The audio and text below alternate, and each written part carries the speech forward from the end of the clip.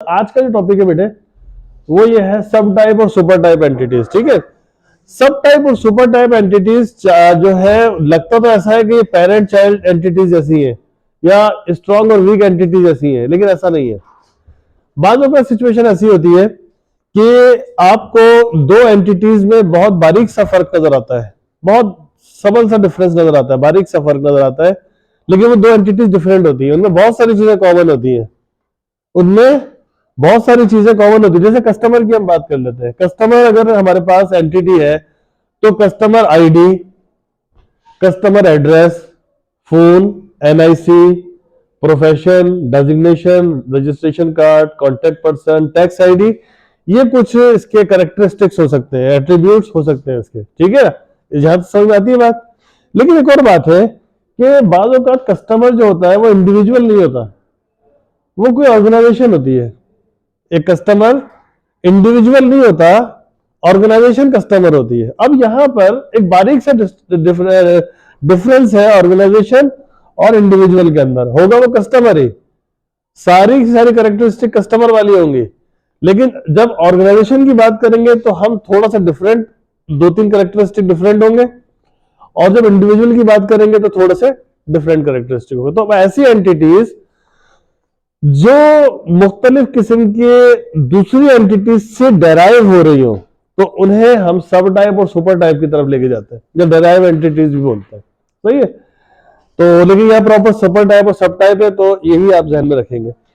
Super type और सब type का मतलब यह है कि ऐसी एंटिटी जो किसी दूसरी एंटिटी के कैरेक्टरिस्टिक्स को यूज कर रही है। ठीक है, अब ये सारी की सारी सब टाइप एंटिटीज है। कौन सी एंटिटी की? कस्टमर एंटिटी की। क्लियर हो गई बात? क्यों? क्योंकि कस्टमर ऑर्गेनाइजेशन भी हो सकती है, कोई इंडिविजुअल भी हो सकता है। अब आगे इसने मजीद इसको डिफाइन किया है, एक्सप्लेन किया है कि वो ये कहता है कि भाई कस्टमर के अंदर कस्टमर आईडी हो सकती है, एड्रेस हो सकता है और फोन हो सकता है। तो इंडिविजुअल को अगर हम वो सारी जो कैरेक्टरिस्टिक देखे थे पहले हमने, उनमें से अगर इंडिविजुअल को हम देखें तो इंडिविजुअल का एनआईसी, प्रोफेशन और डेजिग्नेशन हो सकता है, जबकि ऑर्गेनाइजेशन का जो है वो registration ID, contact person, tax ID. सही है, अगर कोई ऑर्गेनाइजेशन होगी तो उसमें ये 6 फील्ड्स होंगी, और इंडिविजुअल होंगे तो उसमें ये 6 फील्ड्स होंगे। तो इस तरह से सुपर एंटिटी और सब एंटिटी का कॉन्सेप्ट है। सही है, यानी कि बेसिकली सुपर एंटिटी जनरलाइजेशन को जो है ना वो फरोग देती है, जनरलाइजेशन होती है उसके अंदर, फरोग तो है क्या। सुपर एंटिटी जो है वो जनरलाइजेशन का प्रोसेस है। जनरलाइजेशन का प्रोसेस ये होता है कि कुछ एंटिटीज आपने उठाई, उनकी जनरल एंटिटी आपने फाइंड आउट कर ली। जैसे स्टूडेंट एंटिटी बनाई आपने, लॉयर एंटिटी बनाई। अब आपने ये देखा कि यार इनकी एक और जनरल एंटिटी एग्जिस्ट करती है जो कि ह्यूमन है। ह्यूमन का भी नाम होता है, लॉयर का भी नाम होता है, डॉक्टर का भी नाम होता है, इंजीनियर का भी नाम होता है, तो हम उसको सुपर एंटिटी के अंदर ले गए।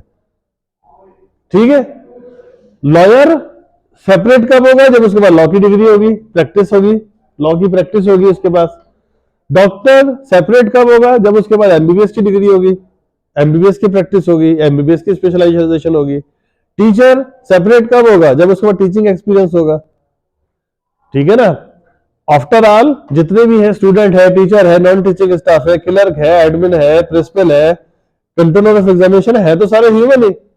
तो इनकी सुपर एंटिटी क्या होगी? जनरलाइजेशन। अगर मैं बात करूं जनरलाइजेशन क्या होगी इसकी? ह्यूमन। ठीक है, क्लियर हो गई बात? तो generalization is the process of finding more general entities from some specific entities.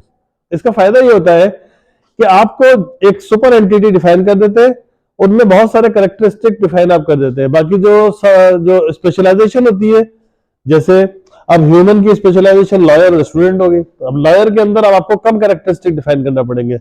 वो पीछे सारे इनहेरिटेंस का कॉन्सेप्ट है, इनको तो खैर नहीं पता, आपको पता होना चाहिए। इनहेरिटेड क्लास और डिराइव क्लास वाला कॉन्सेप्ट है ये।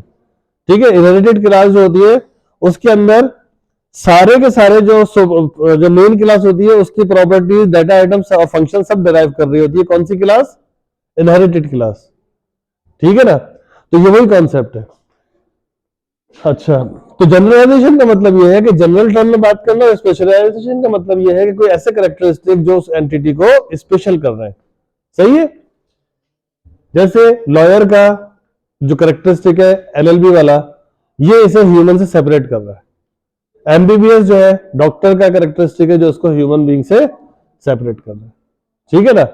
लेकिन नाम वाला जो कैरेक्टरिस्टिक है वो मोर जनरल है, तो वो हम ह्यूमन की एंटिटी के अंदर ले जाएंगे, ठीक है, समझ गए।